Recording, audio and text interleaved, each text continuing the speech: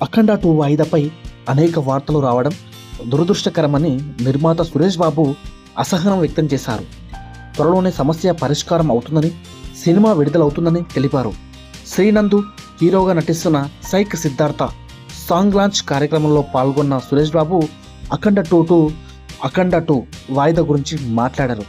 నేను కూడా ఈ ఇష్యూను క్లియర్ చేయడానికి వెళ్ళాను. అందుకే ఈ కార్యక్రమానికి రావడం ఆలస్యమైంది. త్వరలోనే అఖండ 2 సమస్య పరిష్కారం అవుతుంది. అవి అన్ని ఆర్థికపరమైన ఇబ్బందులు, బయటకు వెల్లడించకూడదు. దానికి సంబంధిత ఆర్థిక వ్యవహారాల గురించి ఎవరికి ఇష్టం వచ్చినట్లు వారు వార్తలు రాస్తున్నారు. ఇది దురదృష్టకరం. ప్రతి ఒక్కరూ అఖండ 2 రిలీజ్ కాకపోవడానికి ఏవేవో కారణాలు ఉన్నాయని చెబుతున్నారు. అన్ని కోట్లు చెల్లించాలట అని రాస్తున్నారు.